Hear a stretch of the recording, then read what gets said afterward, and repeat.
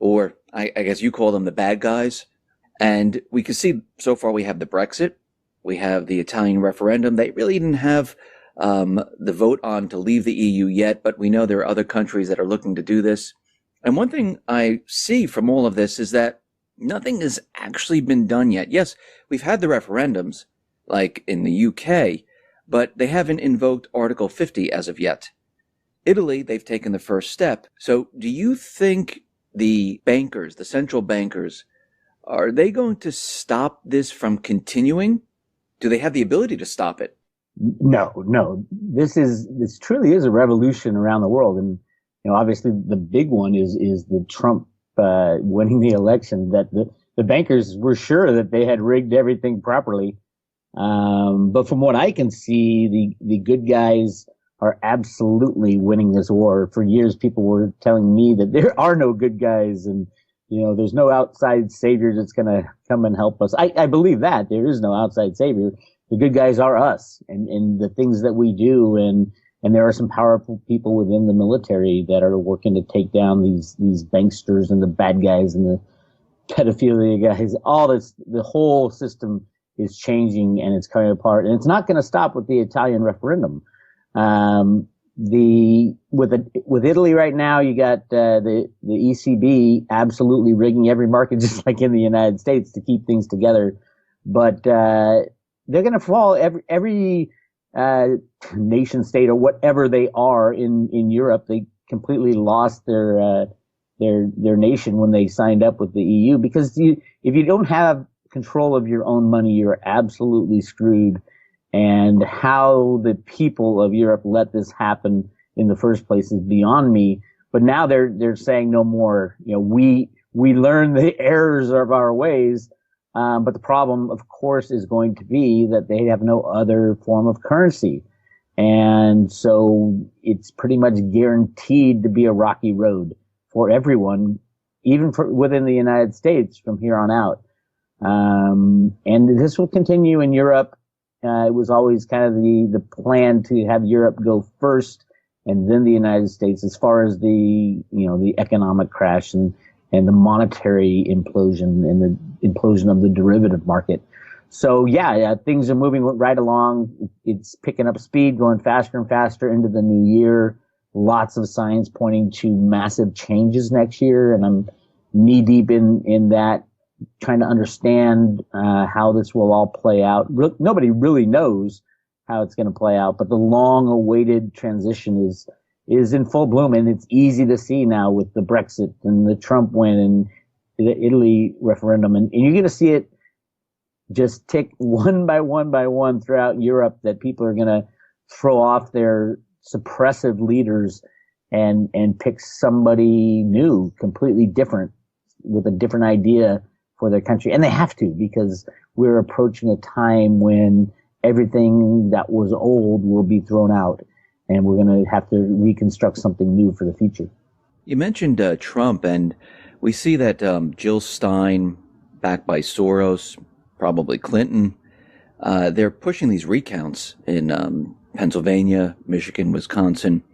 Do you believe these recounts are really to, the purpose is to recount the votes, or is there something underneath this that they're really trying to do?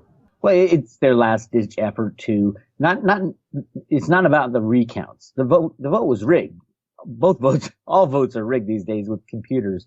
The question was who had the rigging power, and Trump had the rigging power. The good guys had power over George Soros, who literally funds and creates these voting machines, the electronic voting machines.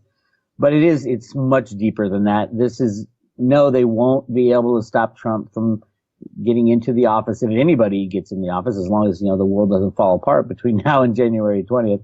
But the whole idea of the recount was to delay the electoral votes that are supposed to be cast on the 20th of December, and then they're counted on the 3rd of January by the new Senate.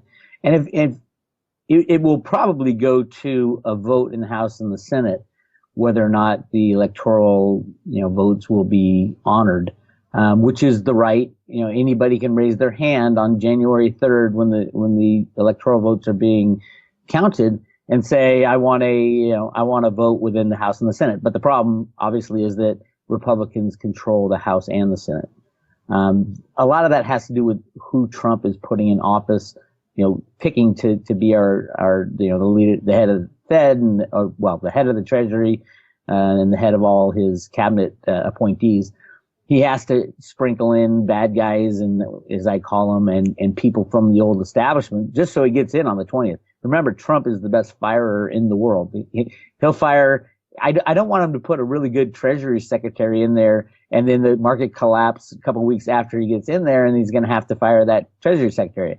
I want him to put in the biggest shill market rigging guy known to man, which is this guy Mnuchin, and then when the system falls apart, I want him to fire him, the Goldman Sachs computer rigger, and then hire someone that he wants. Probably this guy Allison is his last name, and he's a sound money guy, and most likely will say, let's go back to a gold standard and get rid of the Fed. So yeah, it's all kind of going as planned.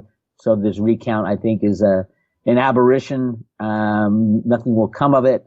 And the reason nothing will come of it is the good guys have the dirt on the bad guys, and Clinton's not going to say anything, or she'll be, thrown in jail in a blink of an eye. And once they release her real emails, which are so criminal and so scary, and I think at some point that kind of exposure has to happen to these people who are stepping down now from control.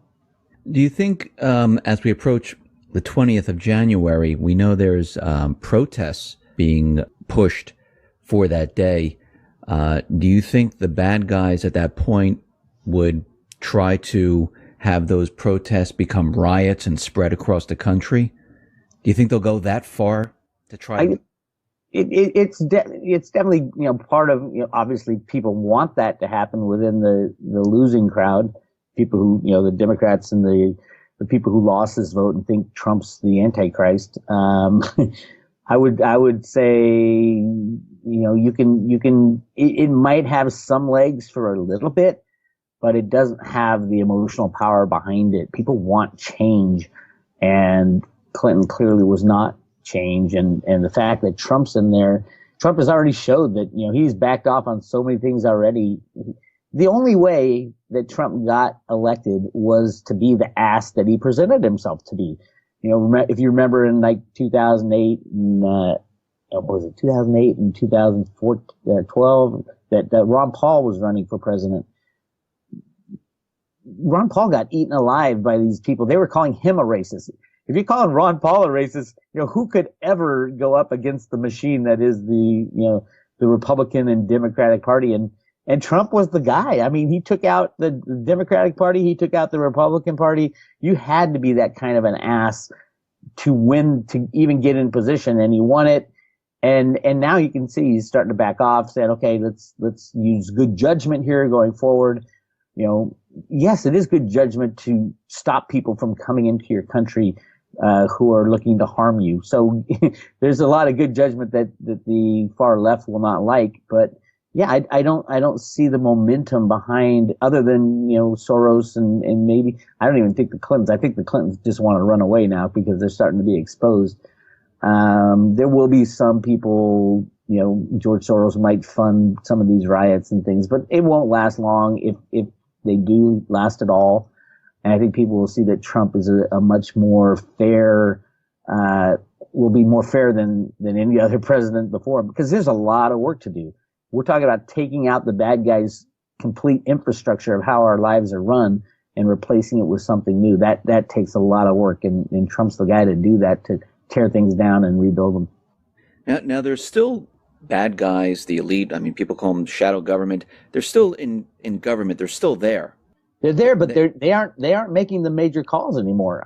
I do believe that, and I was just writing about this, and I have a new report coming out that discusses the surrender, literally the surrender of the bad guys. I think took place right around Election Day down in Antarctica, believe it or not. And you can see, John Kerry was in, our Secretary of State was in Antarctica the very day of the most important election that the United States has ever had. So there's a lot. And then he went right to the Pope, and And I even have film of him saying, now you understand what's happening, don't you? And the Pope's, yeah, I get it. So it's really interesting what's going on behind the scenes. What we see in the mainstream media is like 1/100th of what the full story is. And it's clearly what, the sheeple are supposed to stay asleep until this whole thing falls apart. But we're waking up, and the alt media is really waking people up to what's real news and fake news, and hopefully people will wake up faster. But I think with the coming collapse of the old system, people will have to wake up. You mentioned fake news, and we know they're going after the alternative media. I mean, they're calling it fake. I know there's like plugins now, Facebook and Google. They're looking for some type of technology to detect fake news, and it looks like this is their last ditch effort to control the flow of information. Well, it's censorship. It is absolutely. That's exactly what it is. Yes, and it doesn't just go to Google and Yahoo and Facebook, and it goes to Twitter and even YouTube. A lot of the alt news YouTubers are saying their views starting to disappear or go down slowly, and they can't do it all at once. It'll be too obvious. But yeah, if you control the media outlets, you control a lot, and don't think for a minute just because Facebook and Google are kind of new inventions run by young people that they are not rigging the information that you're receiving, because they are. And this is a problem going forward. I do think it will be resolved after the crash, after the destruction of what we once knew as our both our monetary system and our system of governments, and living under a nanny state that takes care of you the whole way through your life is going to absolutely disappear with the crashing of the monetary system. So yeah, it's a really interesting time, and I do think it is a shot for humanity to move forward with truth and honesty. But at the same time, truth and honesty means truth and honesty of our past also. And that's going to be the shocker for most people, because we've been conditioned to live in this bubble of what's right and what's wrong and what's real and what's not. And to find out one day that everything you thought was real really is not, and everything you thought was a conspiracy is really true, is going to be shocking to society. That is true. And you mentioned the crash. And what's very interesting is that we see gold and silver. The bad guys are still suppressing gold and silver, even though Deutsche Bank was fined for gold and silver manipulation. I think it was like $60 billion, which is really nothing. Yeah, they settled out of court. Yeah, they settled. And we also see after the elections that they've brought the unemployment down to 4.6. Obama, finally got his GDP above 3%. I mean, it seems like they're setting the stage to seem like, the economy is fantastic. Obama's going to hand it off to Trump. And look, I just gave him this incredible economy. It's incredible right now. The unemployment's at 4.6, GDP's at 3.2%. The stock market is at all-time highs. Gold and silver very, very low. I mean, is this a complete setup? Well, it gets back to what I just said about what is real and what is fake. I mean, the artificialness of everything that we see, especially, reporting out of the government and the markets, completely artificial, completely controlled, rigged, and manipulated, going back to the 1960s, to the invention of computers and the people who invented computers and how that's what RUTA means. Root A is the very basis of our computerized monetary system. And it is a complete, it's a shadow of what it should be. And it's been rigged for so long. These numbers and statistics are nowhere near what reality is. And the people who rig it now, they have no clue where this will all go if their controls are let down or wiped away. No longer can you claim that unemployment's at anything less than 20%. Right now we all know that they take off people who stop looking for work and say, oh no, they've stopped looking for work, so we're not going to count them as unemployed. Well, what are they? If they're not unemployed, just because they've stopped because they can't find any work or they can't find a job they like, or more importantly, the government is paying for them not to work. That type of stuff is all going to go away. So yeah, I'm surprised they're not saying in financial news that we are at the beginning of the biggest, greatest boom in the world, and we've come out of this long-term kind of recession, and this is going to be the greatest thing ever. They're not really touting that because they know that would be a little too sensational, and they don't want to get caught in their lies still. But saying that we're in good shape when Deutsche Bank, the world's largest derivative holder, is thinking about going bankrupt because the United States is going to fine them $16 billion. Well, they hold 50 trillion in derivatives. Why is no one talking about that? Why isn't anybody talking about the Deutsche Bank sovereign bond holdings all throughout Europe? They're the largest holder of European bonds in these European countries, Italy, Spain, France, you name it in Europe they're falling apart, and they're gonna default on their bonds, and that's gonna be really ugly for the derivative world. So yeah, everything is fiction. And once the system crashes, and it's gonna crash overall, everything, as in every stock, every bond, it's the exchanges that are the problem. And they're all over rehypothecated. And if you think you own a stock in your 401k, let me tell you, you don't. You gave these brokerage houses and mutual funds money, but they never went out and bought stocks for you. They didn't buy it. They used that money to rehypothecate everything else that they do. Your Schwab account, they never went and bought that stock that you think you have in there. It's just a piece of paper telling you that you own it. And you can tell by the amount of volume traded in these stocks every day. Every 5 to 10 days, the full float of the shares of the company are traded, which is ridiculous because you haven't touched your stock forever. It's in your 401k, but other people use it and trade it, and it's just a complete fictitious game of musical chairs. And when the music stops, there's not going to be enough chairs for everybody who holds electronic financial assets. So they already have the crash planned. They already have it. They already know when they're going to do this. No, well, I mean, I think it depends who you're talking about. Are we talking the good guys or the bad guys? They've been holding it off until they get people in charge in the United States who can kind of restart things. So I think we're not going to see a crash within the United States until after Trump gets into office on the 20th. But he's been saying for over a year that he would rather it crash before he gets into office. So yeah, I think at least the bubbles will burst. Now I don't know if they're going to try to kind of rejigger the same system. I doubt they will. I think it will be more of you can't control the derivative bubble when it bursts. And in Europe, that's exactly what is going to happen with all these countries kind of bailing on the financial elite.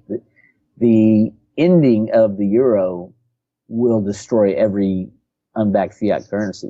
And there's no doubt about that, including the United States. You're talking about something that has never happened in the history of humanity. The ending of a type of currency that is unbacked. It is the second largest currency, I believe, still in the world as far as acceptance.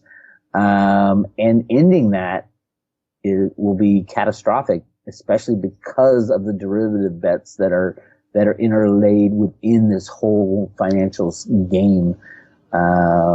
It's interesting. We're definitely at that time.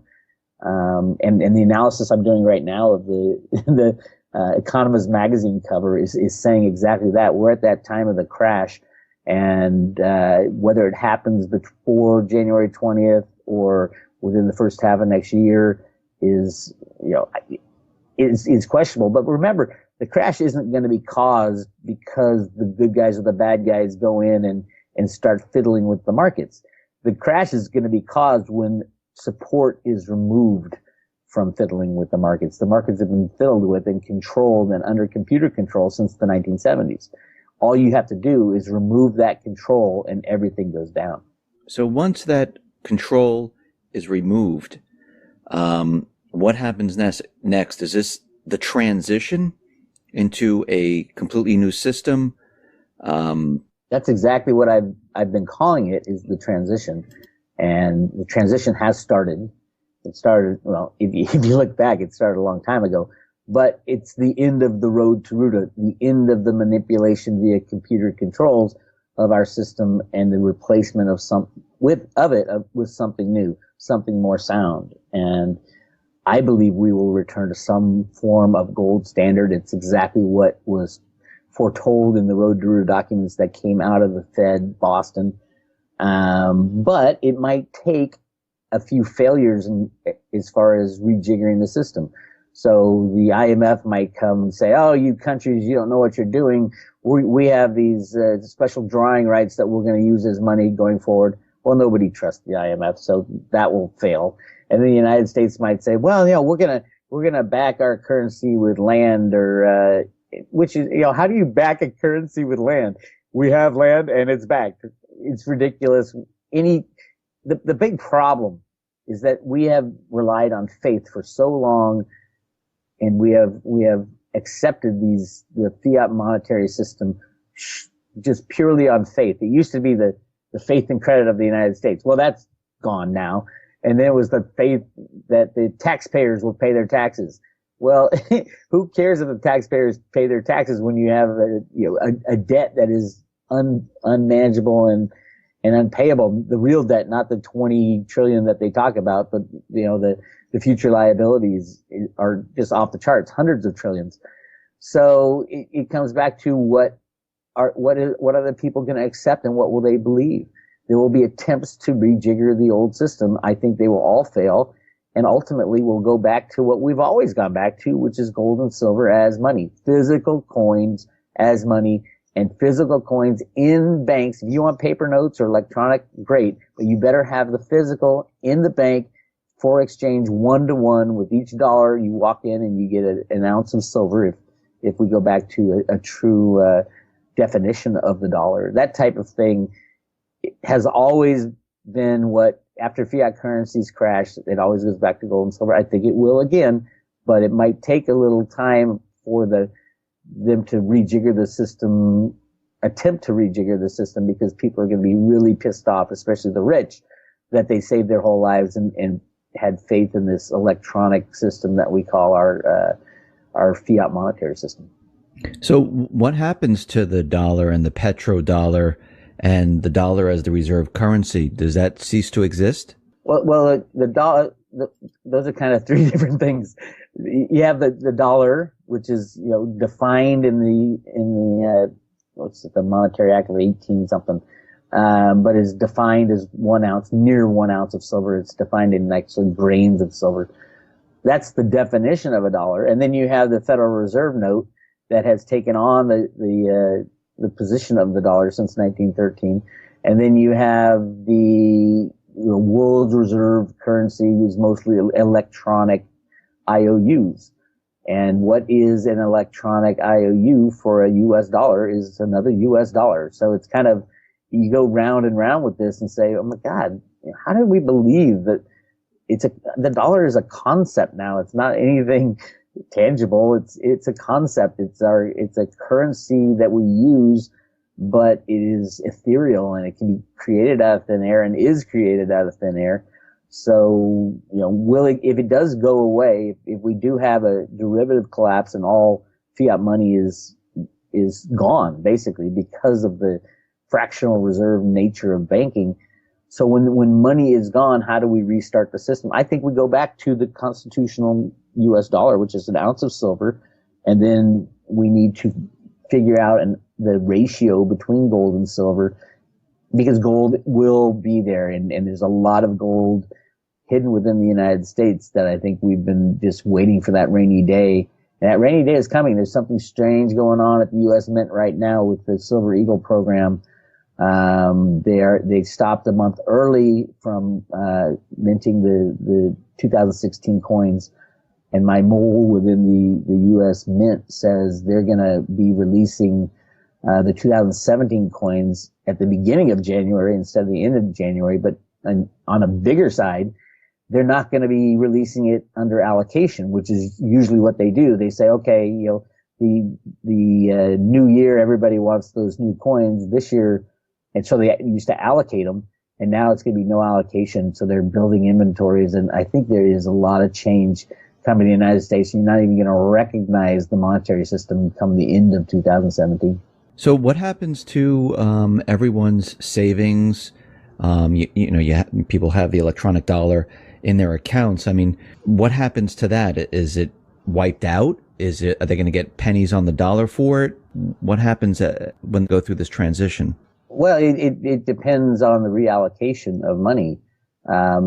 Anybody putting their savings, quote savings or retirement funds, any other entity that is holding those for you, your Fidelity or Schwab or Bank of America, JP Morgan, whoever it is, you are completely reliant upon the credit of that entity that stands between you and your wealth.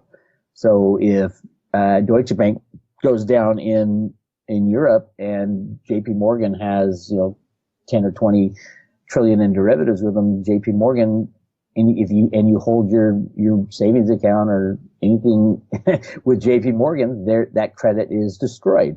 So in same with Fidelity and Schwab. Remember, they don't buy those stocks for you; they rehypothecate them. So they're fractionally reserved just like everybody else, and it goes away. It will be gone. You made the mistake of putting your money with a credit that it was not sound, was not reliable. And then FDIC insurance, which is supposed to guarantee, I think it's $250,000 or something to that effect. The FDIC has no money to back up their insurance funds. I think it's 1% or 2% of FDIC, or it used to be 1 or 2% of FDIC insurance is actually held in reserve at the FDIC. And that we saw that go away with Bernie Madoff, and it goes away so fast in the crashing of the banks back in 2008. Here's the deal. They changed the law with the Dodd-Frank Act so that now the FDIC has to guarantee the derivative markets with the banks first and pay those out before any mom and pop gets their savings or checking account insurance, which basically, and that's hundreds of trillions of dollars. So basically it guarantees that there will be no bailout when the banks come begging to Congress, which they will. Just like in 2008, they begged for $700 billion. This time it'll be 20 or 30 trillion, but that there is not enough money available in the world to cover the derivative situation. And that was put in the Dodd-Frank Act for a very specific reason, to ensure that there wouldn't be a bailout this next time.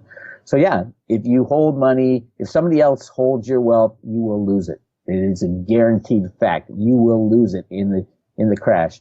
You can beg for reallocation of new money and all that all you want, but it was your mistake to trust that these credits would survive any kind of banking collapse that's in the future. So how does gold and silver protect you? I say it, many people say it, you should have the physical gold and, keep it out of the system. In the end, how will this protect you? What do you do with it? Well, you keep it, you hide it, you store it on your own possession, make sure there's no credits between you, no business credits. You don't hold it in a vault. You don't, third party vault. You don't hold it in a certificate or SLV or GLD, the exchange traded funds, because all those credits need to stay, all those companies need to stay in business. Gold and silver has always been the kind of go-to money. It's still constitutional money within the United States. It has always been the form of money that people have turned to when there is a monetary crisis or when there is a monetary collapse. Now, this just happens to be the biggest bubble in the history of bubbles on the monetary scene, the bubble of fiat money. And everybody at some point, if you don't have physical gold and silver in your hand, you will be kicking yourself that you didn't make that step to remove the money from SLV or GLD, remove the money from even banking or mining shares. There's going to be no exchanges open. And there's going to be most mines within the United States and around the world will be nationalized because when the system collapses, a country will not allow just a handful of people to be in control of the wealth of the future wealth of the nation. So yeah, I think even in the United States, there's going to be a lot of nationalization. And the Fed Boston comic books say exactly that. Should the government be digging the metal that is used as money out of the ground, or should it be private companies and private individuals? Should that ownership, continue? But remember also with rehypothecation, you don't own those mining shares anyway. Even if you certificate them and you walk up to the mine and say, "Hey, I have a certificate," well, everybody got screwed in this collapse. So your certificate, they'll say, "Go wipe your butt with your certificate." The rule of law won't even be enforceable when it comes to that type of stuff because of the rehypothecation of all the certificates out there, all the fake shares that are traded every day. Even the SEC in their own documentation says over 200 million shares are not settled every day. And it's just insane what even what they admit. And that's only the things they admit. So yeah, the insanity continues. And if you don't have physical metal in your own possession, I think you're absolutely crazy and expect to lose everything that's electronic held by a third party. For those financial institutions that still exist during this transition period, there will be none. There'll be none at all. So, well, which one would? I mean, a small mom and pop, maybe. No. Everybody is. Well, first of all, we have a fractional reserve system, so even the small mom and pops that are only leveraged, say they're only leveraged 2 or 3 to 1. Leverage is leverage. Remember, all their customers are going to have lost everything too, because of when the large banks go down, the small banks go down, and when the small banks go down, the credit unions go down, because it's all intertwined, it's all intermixed. Yeah, they might not have derivatives, but all their customers lose everything too, and their customers will be running to the bank to withdraw whatever cash they might be able to get their hands on, which is impossible in a fractional reserve system. You got It's a Wonderful Life type of event. It's a run on a bank, and the banks don't have the money. Their money, your money's invested in Joe's house and in Fred's house. It's the same thing that goes. A monetary system, a large bank that collapses, they call them too big to fail. If one fails, the reason it was too big to fail is that if it fails, every other monetary institution would fail as well. So I just want to make this clear. So when this happens, there'll be no place to run to get your money. Well, there will be no money to be had. I mean, people are going to run to. I mean, if I'm living in a certain town, they're going to run to their bank, right? They'll run to their bank, right? I want my money. I'm going to go to ATM. I'm going to try to get into the bank. I want my money. And the first 2 or 3% will be able to get their money out, and then all of a sudden the bank has no money, because remember, they are fractionally reserved. And they don't even hold the money truthfully anymore. But true. even if theoretically, if they're a conservative leverage is say 8 or 9 or 10 to 1. If they're 10 to 1 and you have 10% of your customers saying, "I want my money," they pull it out, the bank has nothing. So they have nothing to give to anybody else. It's all invested in other types of assets. Now, say they start selling, which everybody does, start selling those other type of assets. Those assets go down a whole lot faster because everybody's selling the same thing to just get some kind of liquidity. And then they just throw up their hands, shut the door, and walk away.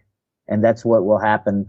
And then you rely on your government, and your government has already said, well, we've changed the law, and it's only derivatives get paid out first, and the hundreds of trillions of dollars, we don't have those, so we go to Congress. They go to Congress, and this progression you can see it happened in 2008, but they gave them the bailout. This time they'll be going to Congress, say, well, we need 20 or 30 trillion, but also we're going to have to bail out we're going to have to give the FDIC a couple $100 trillion for the derivative problem, because that has to be paid out first. And Congress will say no. Congress wouldn't even be allowed to say yes to another $700 billion bailout, much less hundreds of trillions. something so outrageous and so angering to the people because we got screwed once again by this financial system and the banksters.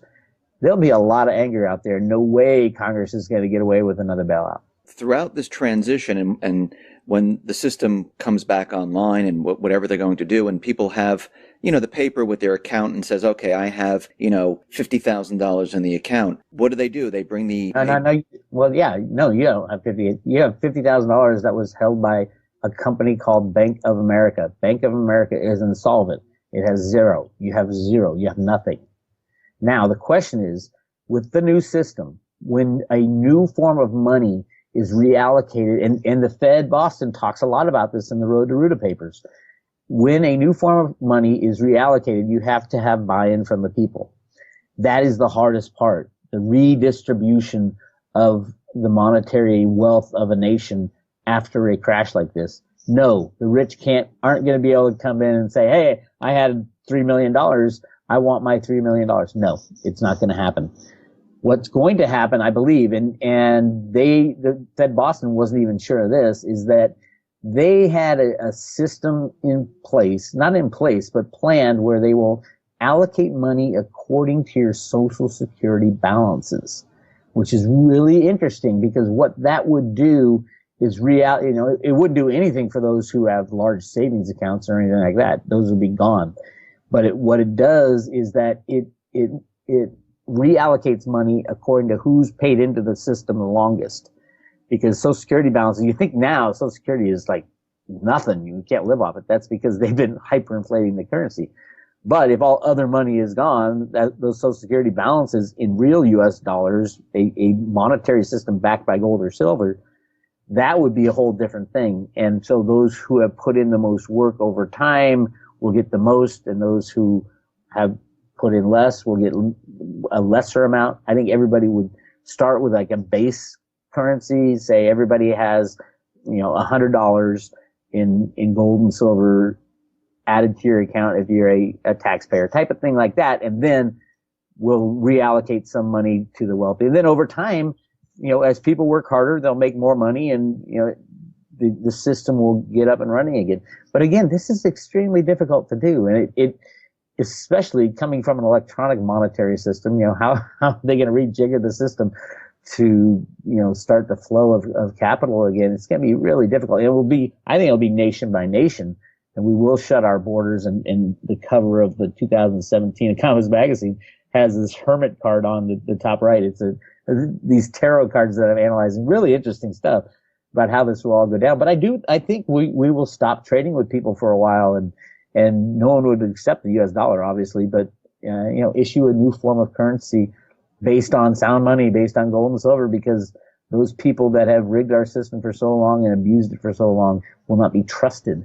And it's all about trust when it comes to fiat money. So yeah, there are plans, but, even the Fed says in the Road to Ruta stuff that they don't even know if the people will accept something like that. Something is kind of fair as, redistribution of money according to Social Security balances. So yeah, it's going to be tough, and there's no doubt about it. We have started the process, and between now and the next few months, it'll kick into high gear, and 2017 will be that year of transition. So if people can't get their currency out, and we have a complete meltdown of the system, what about goods, supplies, things, being delivered to stores? Well, that's the other problem. We have what they call a just-in-time delivery system now. It used to be there was warehouses full of stuff, and they'd send them to the stores. And when a company wanted to build their inventory, they would build warehouses. Now you order something, and the warehouses are trucks and ships that ship it all. And because of the cost of holding large amounts of inventory, it's opportunity cost, but it's also a financial cost of holding value, and that value is not out there making money. People don't have large inventories. If you look at grocery stores, they have enough for a couple days before they get their next shipment. Now, in times of emergency, it goes from a couple of days to a couple hours, to run and get stuff. But yeah, that's the problem. Is the whole commerce problem? Is that the world has changed, and will the internet even be working? It takes companies surviving and thriving, and and being maintained. Will the internet be working? I don't even know. I mean, there are so many issues that this is going to affect. And that's exactly where we're headed. In the time of transition, the beginning part is going to be horrific. Many millions will die, literally die, from all kinds of problems, to the lack of power, to the lack of availability of medicine, to food, to, riots and civil disobedience, and the government won't even be working because there'll be no money to pay the government. And our government is so overblown. I think it's 30 million people now either work for or are contractors and completely depend on the U.S. government, which is insane, the federal government, because our founding fathers wanted a tiny, tiny, tiny federal government. And you can see the consequences now of a government being so overblown that they control our lives. And you take that out, you take the nanny away from the nanny state, and you got a lot of chaos. Ultimately, it would be good, I think, for humanity, but there's a lot of chaos getting from here to there. When all's said and done, is the private central bank, is that still going to be in existence? No, not even anything resembling a private central bank. And I had talked a lot about where this whole concept of the Federal Reserve Bank in the U.S. came from, and why we rejected it so many times until 1913. I like G. Edward Griffith's book, The Creature from Jekyll Island, but I think he's missing a big concept there. And the big concept behind all that is this gigantic gold mine that they found within the Grand Canyon that would have destroyed the monetary system had it been released, because it was literally millions of tons of gold.